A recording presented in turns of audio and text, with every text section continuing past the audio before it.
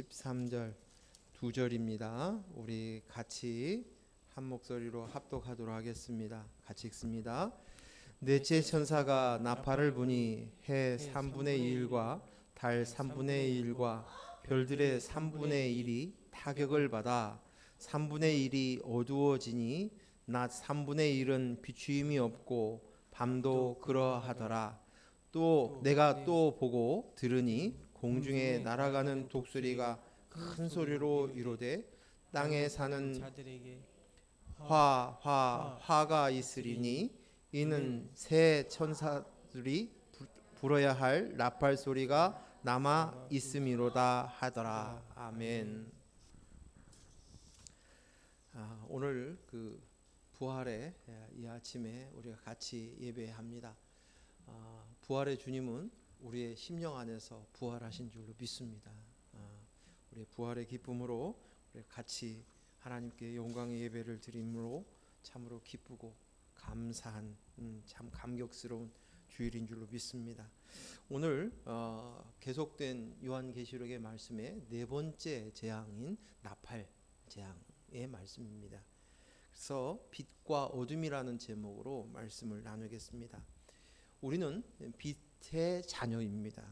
그런데 그 빛은 내가 어둠이었다는 사실을 알아야 그 빛을 보게 되고 빛을 따라가는 자녀가 되는 것입니다.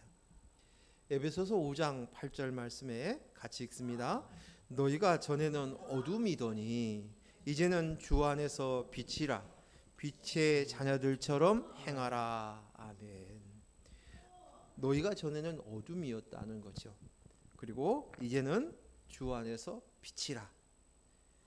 빛의 자녀처럼 너희가 빛이니 그 빛의 자녀처럼 살라라고 얘기합니다. 우리는 어둠 속에서 살았습니다. 어둠에 살면서도 그것이 어둠이라는 것조차도 인식하지 못하고 살았습니다. 언제 내가 어둠 속에 살았다라는 것을 아느냐? 그것은 빛이 들어오고 난 후에야 내 속의 어둠을 내가 어둠이었다는 것을 인식하게 됩니다. 그리고 그 이후에 그 어둠에서 살지 않고 빛을 따라 살아가는 것입니다. 빛의 자녀처럼 우리가 살아가는 것입니다. 그래서 우리가 어둠이라는 것을 얼마나 인지하고 인식하느냐에 따라서 빛을 따라 살아갑니다. 생명처럼 따라갈 수 있는 것입니다.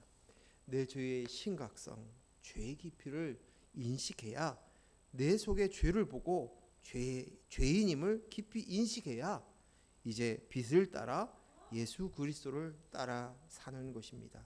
이것이 빛의 자녀로 살아가는 것입니다. 요한복음에 보면 빛과 어둠에 대한 말씀이 첫 장부터 나옵니다. 예수님이 오신 것에 대한 말씀인데요. 요한복음 4장 1장 4절에서 13절까지 말씀 보겠습니다. 제가 읽겠습니다. 4절에 그 안에 생명이 있었으니 이 생명은 사람의 빛이라. 예수님 그 안에 생명이 있었어요. 근데 이 생명은 무엇이다고요? 빛이라는 거예요. 생명을 빛으로 설명하고 있습니다. 5절 빛이 어둠에 비추되 어둠이 깨닫지 못하더라. 하나님께로부터 보내심을 받은 사람이 있으니 그 이름은 요한이라. 그가 증언하러 왔으니 곧 빛에 대한 증언하고 모든 사람이 자기로 말미암아 믿게 하려 함이라. 그는 이 빛이 아니요 이 빛에 대한 증언하러 온 자라. 그 세례 요한은 빛을 증언하기 위해서 왔다. 빛이 누구예요? 예수님. 예수님을 빛이 아니고 빛에 대해서 증언자로 왔다라고 얘기합니다. 9절 참빛 곧 세상에 와서 각 사람에게 비추는 빛이 있었나니 그가 세상에 계셨으며 세상은 그로 말미암아 지은 바 되었으되 세상이 그를 알지 못하였고. 하나님께서 빛을 비춰줘야 그 빛을 알아볼 수가 있어요. 자기 땅에 오매 자기 백성이 영접하지 아니하였으나 영접하는 자 곧 그 이름을 믿는 자들에게는 하나님의 자녀가 되는 권세를 주셨으니 이는 혈통으로나 육정으로나 사람의 뜻으로 나지 아니하고 오직 하나님께로부터 난 자들이라. 영접하는 자, 그리스도를 영접하는 자는 그냥 사람의 뜻으로 결단으로 어떤 혈통이나 육정으로 되어지는 것이 아니다. 이것은 오직 하나님께로 난 자만이 영접할 수 있다라고 말씀하고 있습니다. 예수님은 생명이십니다. 예수 안에 생명이 있고 이 생명은 사람들의 빛이 되셨습니다. 생명의 빛으로 인도하신 예수님, 그 예수님이 십자가의 죽으심으로 이 어둠을 물리치셨습니다. 죽음의 권세를 물리치셨습니다. 그리고 우리에게 생명의 빛을 주셔서 그 빛으로 인도하시는 것입니다. 부활하신 예수님은 우리를 생명의 빛으로 인도하심으로 완성하십니다. 오늘 본문 12절 말씀 우리 같이 읽겠습니다. 넷째 천사가 나팔을 부니 해 3분의 1과 달이 3분의 1과 별들의 3분의 1이 타격을 받아 그 3분의 1이 어두워지니 낮 3분의 1을 비추임이 없고 밤도 그리하더라. 아멘. 해, 달, 별들이 타격을 받아 어두워졌습니다. 낮과 밤에 3분의 1씩 어둠이 찾아온 것입니다. 넷째 나팔로 인해서 우리의 어둠을 지금 부각시키시고 그 어둠을 들춰내는 것이에요. 오늘 이 장면은 내 속에 있는 이 어둠을 보이는 거예요. 근데 이 어둠을, 내 속에 있는 어둠을 들춰내는 것은 재앙이에요. 내가 봤을 때 나에게는 재앙인 거예요. 내 속에 있는 어둠이 꽁꽁 숨겨놓고 가둬놓고 안 그런 척하면서 밝게 친절하게 또 사랑을 베풀면서 좋은 말을 하면서 지내고 있지만 이 속에 있는 이 어둠의 실체를 꽁꽁 내가 숨겼지만 이 숨겨놓은 이 어둠을 들춰내는 거예요. 그러므로 말미암아서 이제 그것이 내가 어둠이구나라는 것을 인식해 하셨다는 말씀이에요. 그런데 이것은 내가 나야로 살고 있는 우리에게는 재앙인 거예요. 재앙일 수밖에 없는 거죠. 내 어둠이 정체를 드러냈기 때문에 그런 것입니다. 오늘 이 장면을 보면서 사람들은 이 모습을 통해서 내 어둠의 심각성을 각성시키는 것이고, 그러므로 인해서 동시에 이제 우리는 그곳에서 빛으로 인도함을 받는 것입니다. 이 본문의 장면을 사람들이 이제 해석을 하기를 뭐라고 해석하냐면, 이 네 번째 재앙은 네 번째 나팔 재앙의 때 이제 멸망하게 되어지는 우주의 멸망이 시작되었다라고 해석하는 사람도 있고요. 또 어떤 사람들은 거대한 화산이 폭발하면서 화산재로 인하여서 온 사방이 어두워진 모습들을 말하고 있다라고 해석하는 경우가 있어요. 하지만 이 네 번째 나팔 재앙은 내 속에 있는 어둠의 모습, 내 속에 숨겨져 있었던 그 어둠을 들춰냅니다. 그 들춰냄으로 말미암아 생명의 빛이신 그분을께로 인도함을 받게 하는 것입니다. 그것은 참빛 되신 예수님이 비로소 오셔야 내가 어둠이었구나, 예수 그리스도가 참빛이구나, 이것을 분별할 수 있게 되어지고 이제 우리는 그 빛의 자녀로 갈 수 있는 거예요. 근데 이것이 아무나 갈 수 있는 것이 아니라 오늘 우리가 요한복음에서 본 것처럼 하나님께 영접한 자, 하나님께서 인도함을 받은 자, 하나님께로 난 자만이 그 빛을 받아서 그것을 알고 깨치고 영접하게 되어진다라고 말씀합니다. 이제 창세기 말씀을 보겠습니다. 창세기의 처음 시작을 이렇게 시작해요. 창세기 1장 1절에서 4절 말씀 읽겠습니다. 태초에 하나님이 천지를 창조하시니라. 땅이 혼돈하고 공허하며 흑암이 깊음 위에 있고 하나님의 영은 수면 위에 운행하시니라. 하나님이 이르시되 빛이 있으라 하시니 빛이 있었고 빛이 하나님이 보시기에 좋았더라. 하나님이 빛과 어둠을 나누사. 아멘. 요한복음하고 창세기하고 같은 것이 뭐냐면 태초에예요. 태초에. 똑같이 태초로 시작하는 거예요. 여기에 보니 하나님이 창조를 하시는데 이 창조의 모습이 땅이 어떤 상황이었냐? 혼돈한다, 공허한다, 흑암이 깊음 위에 있다라고 표현되어 있습니다. 땅은 이 땅을 이야기하는데 보통 성경의 땅은 우리의 심령의 상태예요. 이건 성경은 창세기부터 쭉 되어져 있는 이 이야기는 복음에 대한 이야기입니다. 즉 다시 말해서 예수 그리스도께서 어떻게 재창조를 이루셨는가 하는 것을 가르쳐주는 메시지가 성경 66권이에요. 그래서 오늘 창세기에서도 하나님이 창조하신 모습 전, 하나님이 창조하기 전에 너희의 모습이 어떤 모습이었느냐, 여기 보니까 혼돈했다, 공허했다, 흑암이 깊었다, 어두웠다는 거예요. 깊은 흑암 속에 있었다라고 표현한 상태입니다. 이 말은 우리의 심령 안이 바로 이러한 상태였다는 것입니다. 하나님의 영이 없는 우리의 심령, 우리의 땅, 우리의 마음의 심령 땅은 혼돈, 공허, 흑암 그 자체였어요.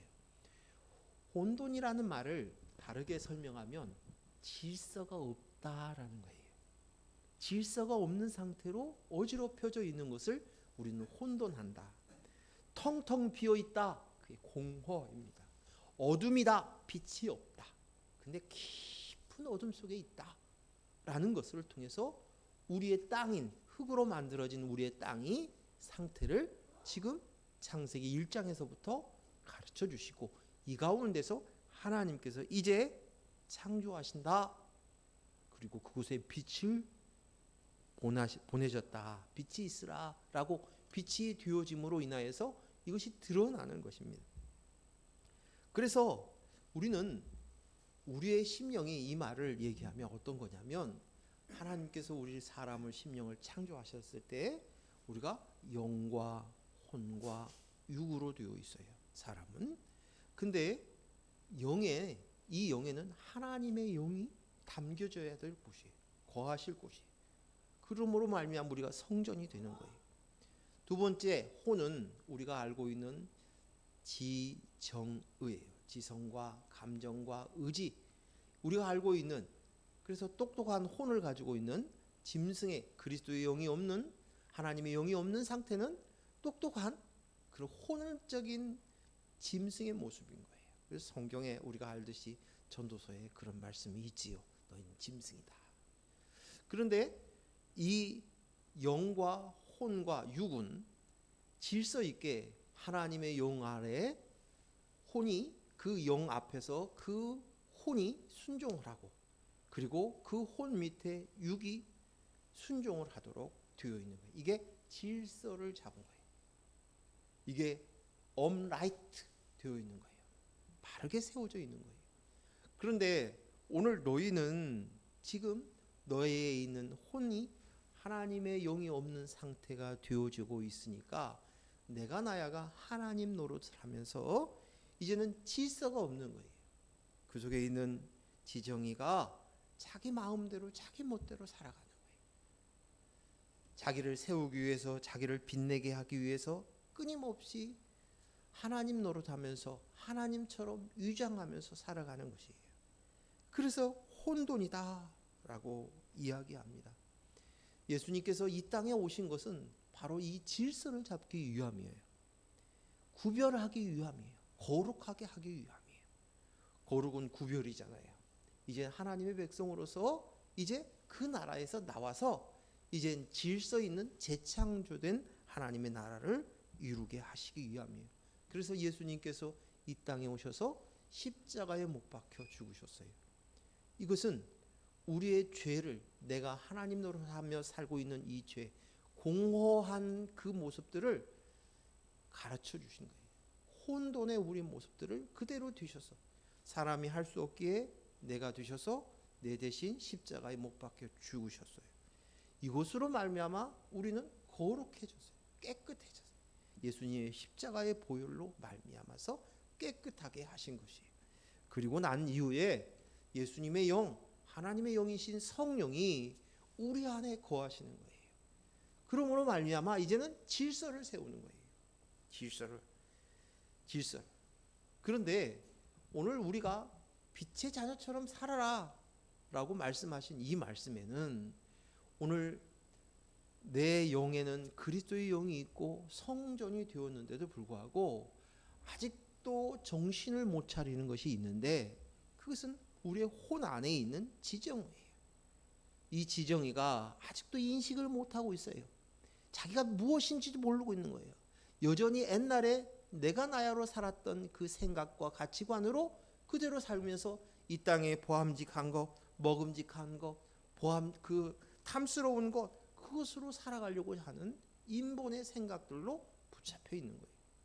이것을 이제 우리가 해야 될 십자가의 훈련을 통하여서 이것이 거짓이라는 것, 어둠에서 왔다는 사실들을 우리가 알아서 빛을 비추어 하나씩 질서를 잡아가는 거지. 이게 뭐예요? 우리가 해야 될 십자가의 훈련이에요. 내가 십자가에 못 박혀 죽었나니, 그 말은 내가 피조물입니다. 내 머리는 그리스도입니다. 성령님이십니다. 이제 내 머리 그리스도를 바라봄으로 인하여서 십자가 앞에 죽는 거예요. 내가 나야를, 그 옛 생각에 가지고 있는 내가 나의 지정의를 죽이고 다시금 그리스도의 영으로 시작하는 재창조, 거듭남이 이루어지게 하는 것입니다. 이렇게 되었을 때 우리의 육은 자연스럽게 그 앞에 복종할 수밖에 없는 것입니다. 우리는 하나님의 영 그리스도가 오기 전에 혼돈과 비어있는 공허와 깊은 흑암이었다. 그리고 우리에게는 참빛이 필요한 존재입니다. 그리스도의 영이 필요합니다. 그리스도의 영이 와서 생명을 가진 존재가 되었습니다. 이 사실들을 우리가 깊이 인식하는 것이 우리에게 필요한 것이에요. 우리의 실체가 이런 모습이에요. 이랬던 우리라는 사실이에요.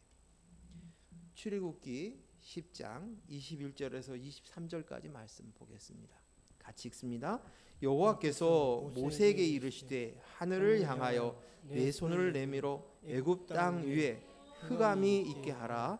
곧 더듬을 만한 흑암이니라. 모세가 하늘을 향하여 손을 내밀어 캄캄한 흑암이 3일 동안 애굽 온 땅에 있어서 그동안 사람들이 서로 볼 수 없으며 자기 처소에서 일어나는 자가 없으되 온 이스라엘의 자손에 거주하는 곳에는 빛이 있었더라. 아멘. 이 장면은 애굽에서 10가지의 재앙 중에서 9번째 재앙인 흑암 재앙이 있었던 장면이 기록된 것이에요. 마치 오늘 이 모습은 온 세상이 불이 꺼진 것 같아요. 정전이 됐어요.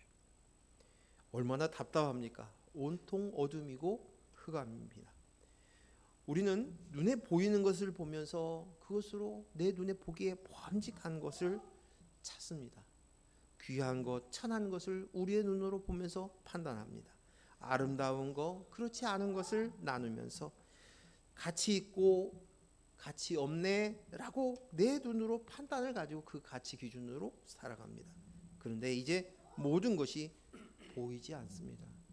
오직 감각으로 더듬 거리면서 감각으로, 때로는 소리로, 목소리로 확인하면서 살아야 되는 지독한 깊은 흑암에 들어가는 것입니다. 우리가 가지고 보았던 그 의미가, 내가 봄으로 인해서 모든 것을 판단, 내가 보아야 알겠다고 얘기했던 그것들이 이제는 아무것도 아닌 것이에요. 의미가 없어지는 것이에요. 온통 깜깜하니 어두우니 이제는 이 모든 것이 헛것이 되어버린 것이에요. 그래서 이 지독한 어둠은 그 어둠을 통해서 진짜 실상을 보게 하기 위함이에요. 참 빛을 가르쳐 주기 위함이라는 것이에요. 우리가 그렇게 자랑스럽게 멋지게 여겼던 그 잘생긴 외모. 좀 제가 좀 생겼죠. 여담인데 저희 집이 5가족인데 그 빡빡이가 2이가 생겼어요. 빡빡이가 2이. 그래서 저도 밀어버릴까 했더니 미모에 치명적인 영향이 있을 것 같아서 이 정도로 했습니다. 우리 큰아이가 우리 집에 목사님 가정인데 스가 3이 생겼다고 안 된다고 그랬습니다. 그런데 내가 그렇게 좋아하는 반짝반짝 빛나는 금은 보아도 어둠 앞에서는 아무것도 아닌 거예요. 가치가 없는 거예요. 이 어둠 앞에서 그렇게 내가 좋아하는 멋진 옷, 아껴두었던 그 옷, 그리고 내가 그렇게 좋아하던 그 색깔도 필요 없습니다. 깜깜합니다. 깜깜합니다. 이것이 지금 애굽의 너희의 세상의 실상이야. 이게 현재의 너희의 모습이야. 이것을 들춰내는 거예요. 너희가 흑암이라는 사실, 너희는 어둠이라는 사실, 하나님의 영이 없는 존재는 어둠이야. 그 속에 있는 어둠 속에 있는 어둠인 인본을 들춰내는 장면이 오늘 출애굽기에 나와 있는 것입니다. 오늘 우리는 지독한 흑암이 있습니다. 내가 나야 하면서도 눈에 보이는 것, 이 땅에 있는 것, 이 땅에 있는 사람들만 볼 뿐이지 하나님 나라, 빛의 나라, 하나님의 영광의 보좌에서 다스리시는 그 하나님 나라를 보지 못하고 사는 것입니다. 그저 이 땅의 것만 붙들면서 어떻게 할까? 어떻게 할까? 이거 잃어버리면 어떻게 할까? 어떻게 할까? 어떻게 하면 안정감을 더 느낄까? 어떻게 하면 더 보람된 삶을 살까? 어떻게 하면 좀 행복감을 더 느낄까? 어떻게 하면 풍성함을 느낄까? 이 모습이 사실은 너는 어둠이야. 흑암이라는 것이에요. 이 모습이 흑암에 있는 나를 볼 수 있는 은혜가 있어야 될 줄로 믿습니다. 주께서 빛을 비춰줘야 내 속에 흑암을 보는 거예요. 여전히 그걸 붙들고 있는 거예요. 그래야 빛을 따라갈 수 있습니다. 애굽 사람들은 분명하게 보았을 것입니다. 자신들은 깜깜한 흑암 속에 있는데 이스라엘 사람들이 사는 동네는, 이스라엘 사람들이 사는 자손들에게는 빛이 있었다는 거예요. 자기는 깜깜한 어둠 속에 살고 있는데 저기에는 빛이 있네. 그리스도의 영 예수 그리스도의 참빛 되신 그분, 그 나라의 백성들은 빛 가운데 사는구나를 그들이 비로소 인식하게 될 것입니다. 우리가 앞에 봤던 나팔 재앙 전에 인의 재앙이 있었지요. 그때 6번째 재앙도 이와 비슷한 내용이 앞에서 나왔었어요. 계시록 6장 12절 말씀 같이 읽습니다. 내가 보니 6째 인을 떼실 때에 큰 지진이 나며 해가 검은 털로 짠 상복같이 검어지고 달은 온통 피같이 되며, 인의 재앙 때보다도 조금 더 심각해진 것이 지금 4번째 나팔 재앙입니다. 하나님의 영이 없는 것이 죄다. 하나님이 없는 것이 죄다. 이 죄가 얼마나 무서운지 아니? 너희 상태가 얼마나 심각한 줄 아니? 너희가 얼마나 공포스러운 상태인 줄 아니? 너희가 얼마나 불안한 존재인 줄 아니? 얼만큼 너희가 잘못하고 있는지를 아니?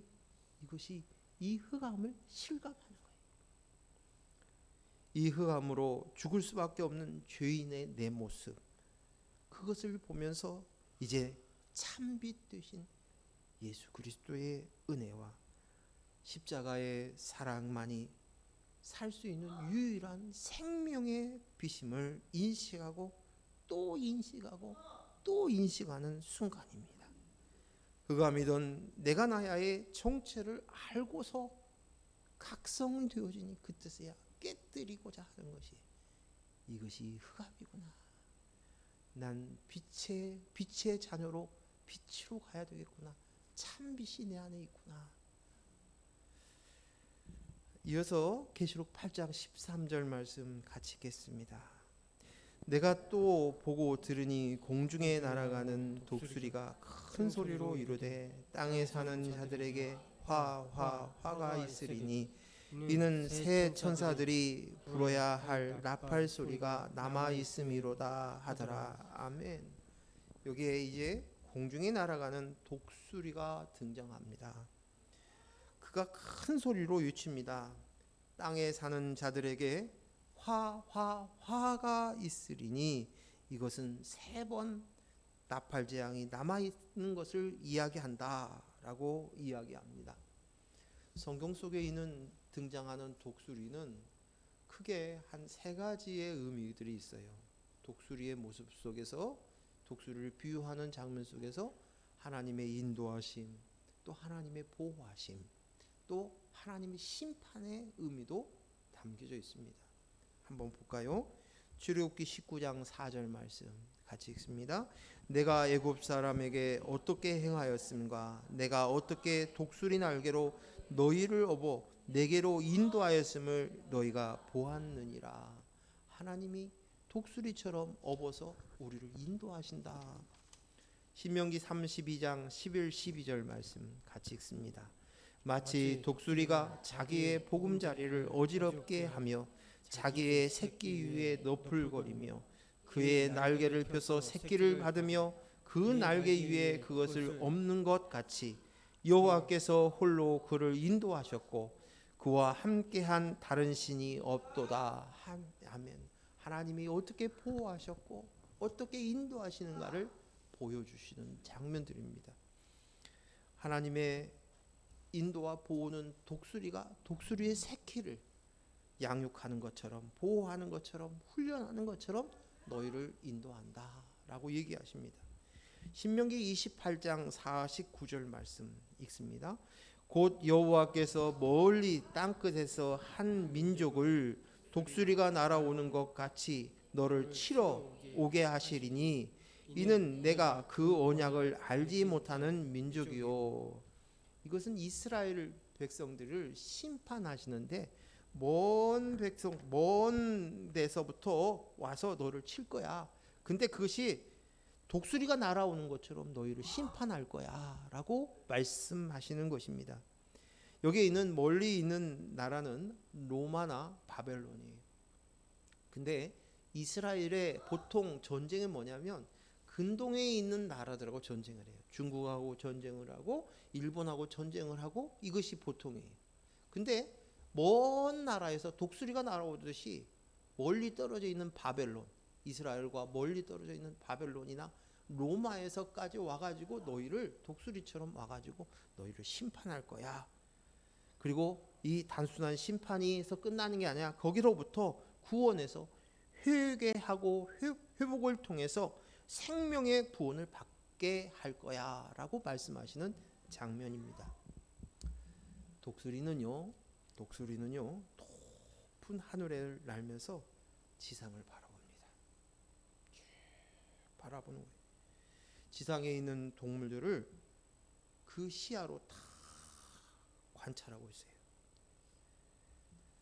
이 땅에 있는 동물들은 시야가 좁기 때문에 자기 코앞에 있는 것밖에 몰라요. 근처 앞에 있는 것밖에 보지 못해요. 그러나 독수리는 기가 막힌 그 시력을 가져서 지상에 있는 모든 것들을 속속히 보고 있습니다. 독수리는 그 높은 지상에서 그 동물들을 바라봅니다.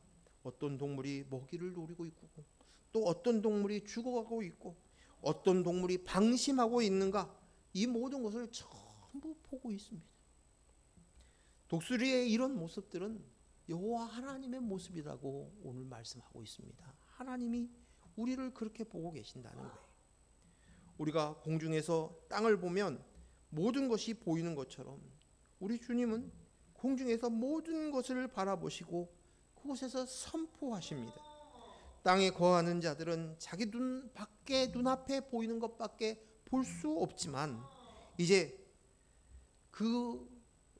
이 땅에 있는 사람들은 눈앞에 보이는 것만 붙들기 위해서 아웅다웅 살아가고 있고 정신을 못 차리고 있지만 주님은 그들의 고통당하는 모습, 그들이 버거워하는 모습들, 그들이 힘들어하는 모습들, 그들이 불평불만하는 모습들, 그들이 회개하지 않은 모습들, 우리의 이 모든 모습들을 전부 다 보고 계신다고, 눈동자처럼 살피신다고 말씀하십니다. 주님은 독수리처럼 모든 것을 보고 계십니다. 아십니다. 그리고 우리가 어디로 가야 할지를, 어디로 인도해야 할지를 아시고 우리의 위험과 고통과 괴로움을 아셔서 도우시고 보호하시고, 그래서 반드시 구원하여서 생명을 얻게 하게 하시는 분이십니다. 불꽃 같은 눈으로 독수리처럼 살피고 인도하고 보호하십니다. 키우십니다. 먹이십니다. 기르십니다. 양육하십니다. 하나님은 아버지이시기 때문입니다. 이 독수리가 외칩니다. 큰 소리로 외칠 것입니다. 이 땅 사는 사람에게 화가 있으리라. 아직 3번의 재앙이 남아있다라고 말씀하십니다. 여기에서 이 땅에 사는 사람들은 아직도 하나님 나라에 살고 있지 않는 자들이에요. 이 땅에 살고 있는 자들이에요. 내가 나야 하고 이 땅에서 먹을 것, 입을 것, 마실 것, 살 것을 찾아 헤매며 보암직한 것, 먹음직한 것, 탐스러운 것을 찾아 헤매는 이들이 이 땅에 사는 자들이에요. 그리스도의 영 하나님의 나라, 빛의 나라에 들어가지 못하고 여전히 양육받아야 하고 깨져야 하고 이 땅에 소망을 두고 사는, 그것으로만 다인 줄 알고 살고 있는 어리석은 자들에게 해당하는 말이 이 땅에 사는 자들이에요. 내가 어떤 존재인지 인식이 없이 그저 눈에 보여지는 것이 다인 것으로 살아가는 존재가 이 땅에 사는 자들이에요. 이것은 마치 독수리가 때가 되어서 이제 새끼 독수리를 둥지로 날개로 흐트러 버립니다. 그러면 절벽에서 그 새끼 독수리가 밀려서 뛰어내릴 수밖에 없습니다.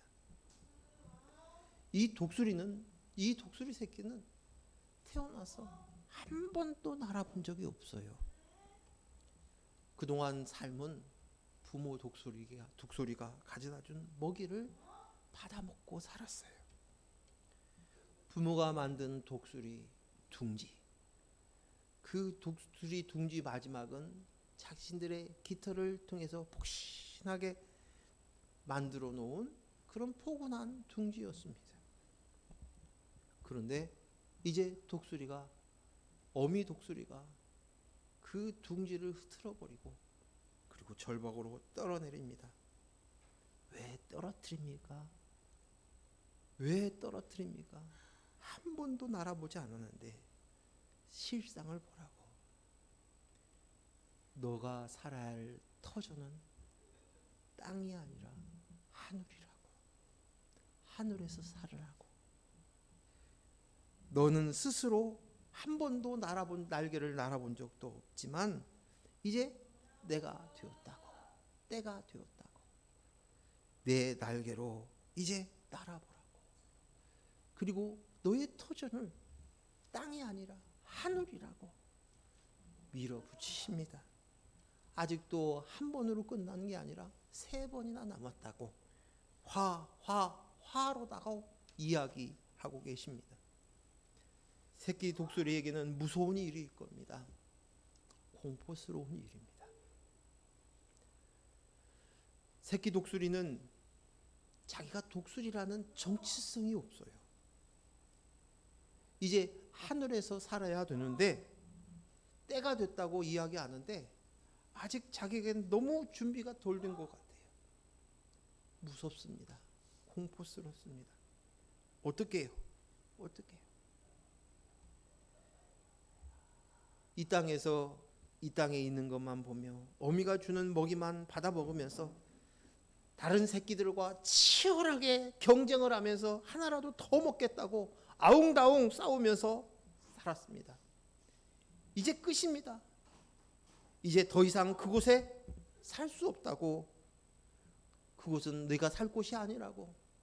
그 둥지는 더 이상 너를 지켜줄 수 없다고, 안전하지 못하다고 그 둥지를 흩어러 버리고 밀어냅니다. 그런데 한 번이 아니라 세 번이나 남았답니다. 독수리 새끼에게는 공포입니다. 무서움입니다. 재앙입니다. 어쩌면 독수리가 새끼가 이렇게 얘기했을는지 몰라요. 아버지, 나는 고소공포증이 있어요. 나 밀지 마세요. 나 심장이 터져버릴 것 같아요. 그래도 인정사정 없습니다. 밀어냅니다.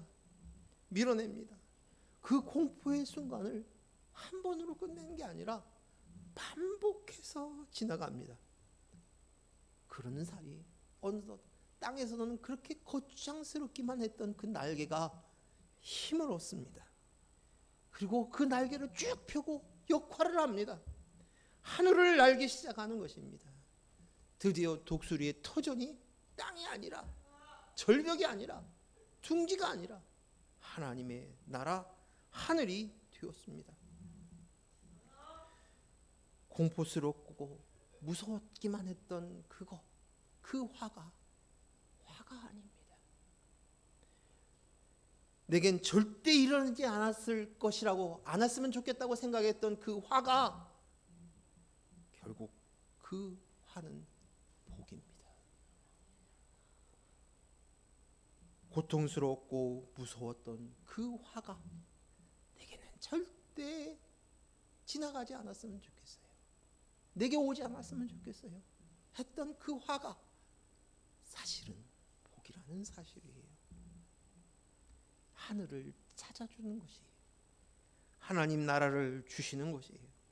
아직 한 번도 날아보지 못했고 살아보지 않은 곳이지만 예수님께서 이 땅에 오셔서 하신 일성이 천국이 가까이 왔다라고 말씀하십니다.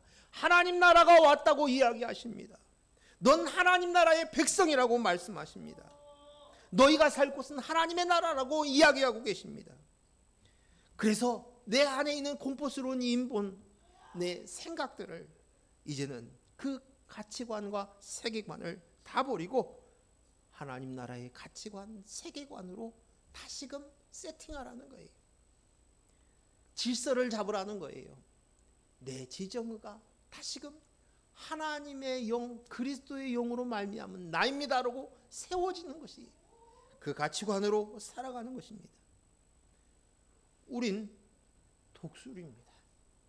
우린 독수리입니다. 비록 독수리 새끼이고 한 번도 날아본 적이 없는 존재이지만, 창공을 한 번도 날아본 적이 없는 존재이지만 독수리인 것은 분명합니다. 예수 그리스도의 십자가로 주신 하나님의 영, 아들의 영, 그리스도의 영이 우리 속에 거하기 때문입니다. 그리스도의 영, 하나님의 영적인 DNA, 그 피를 받았어요. 그분이 아버지시고 우리는 아들입니다. 하나님의 아들입니다. 하나님의 아들은 하나님 아버지와 함께 하늘나라에서 살아야 합니다. 내가 져야 할 십자가, 그 십자가의 훈련이 아프고 공포스럽지만, 무섭지만, 안 졌으면 좋겠지만 그것을 지고 가야 합니다. 매일매일 자기를 부인하고 제 십자가를 지고 예수님이 가셨던 그 길을 따라가야 합니다. 자기 부인이 고통스럽고 아파도, 때로는 아까워도 버려야 합니다. 부인해야 합니다. 평생 나로 삼았던 것들, 나를 드러내고 돋보이게 했던 모든 것들을 이제는 다 내려놓아야 됩니다. 그리고 다시금 세팅해야 돼요. 난 오직 그리스도의 영으로 나입니다. 때론 세상 사람들이 봤을 때 우스운 것처럼 보이고, 머리가 저 사람들 도는 거 아니야? 저 사람 사고 체계가 이상한 거 아니야? 그래요. 이상한 것이 당연한 거예요.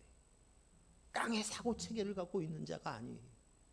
우리는 하나님 나라의 사고 체계를 갖고 있는 존재이기 때문입니다. 이제는 자식도 새끼도 더 이상 내가 나야이고 내가 나야를 돋보이게 하고 나를 드러낼 존재가 아닙니다. 내 자녀도 내 형제이고 내 이웃입니다. 내 배우자도 이젠 내 이웃이고 내 형제가 되어야 합니다. 나를 돋보이게 했던 그 학벌도, 사회적인 위치도, 신분도, 가지고 있었던 물질도, 날 설명해 줄 수 있는 여러 가지 명함도 이제는 다 내려놓고 배설물로 여겨야 하는 것입니다. 사람들 앞에서 너 똑똑해, 너 잘났어, 너 멋있어, 능력 있어, 너 어느 대학 나왔다며 하고 했던 것들, 너 집이 몇 평이라며, 어떤 재산을 가지고 있다면서 라고 얘기했고, 우리의 겉모습을 보며 멋있다, 예쁘다 하던 그거, 그 재능, 모든 것들을 이제는 내려놓고 오직 그리스도의 영으로만 나임나로 사야 되는 것입니다. 이것은 아무것도 아닙니다. 이것을 깨달은 사도 바울이 고백합니다. 빌립보서 3장 8, 9절 말씀 같이 읽습니다. 또한 모든 것을 해로 여김은 내 주 그리스도의 예수를 아는 지식이 가장 고상하기 때문이라. 내가 그를 위하여 모든 것을 잃어버리고 배설물로 여김은 그리스도를 얻고 그 안에서 발견되려 함이니, 내가 가진 의는 율법에서 난 것이 아니요 오직 그리스도를 믿음으로 말미암은 것이니 곧 믿음으로 하나님께로부터 난 의라. 아멘. 여기에 내 모든 것, 내가 소유물로 삼았던 거예요. 내가 나라로 삼았던 것이에요. 그 모든 것을 잃고 해로 여기고, 그것이 해롭다는 거예요. 나에게 해로 여기고 배설물처럼 버린다는 거예요. 이 말은 뭐냐면 이제는 그것은 더 이상 가치가 없다는 거예요. 나에게 더 이상 의미가 없다는 것이에요. 그래서 이렇게 고백할 수 있는 것은 이것 말고 진짜 고상한 보물이 무엇인가를 가지고 있기 때문에, 그걸 볼 줄 아는 눈이 생겼다는 거예요. 가치관, 세계관이 바뀌어진 거예요. 소유물이 달라진 것이에요. 내가 이렇게 좋은 것을 가졌는데 그전 것이 더 이상 거추장스러운 거예요. 배설물이라는 거예요. 그가 가지고 있었던 그것은 그리스도의 영입니다. 하나님이 아버지이시고 내가 아들이라는 인식이에요. 그는 하나님의 나라에 살고 있는 하나님 나라 백성이 된 거예요. 그래서 이것이 더 이상 의미가 없는 거예요. 땅에서의 가치를 추구하는 존재가 아니라 이제는 땅이 아니라 하나님의 나라 천국 하늘이 내가 살아야 할 삶의 터전인 것을 알고 있었기 때문입니다. 이제 더 이상 내가 나야를 드러내고 빛나게 해줄 것들이, 내가 그 사람 앞에 가면 내가 더 돋보여지는 것 같아요. 그 사람에 가면 내가 좀 편안함감을 느껴요. 그 사람하고 함께 있으면 내가 행복감을 느낄 수 있어.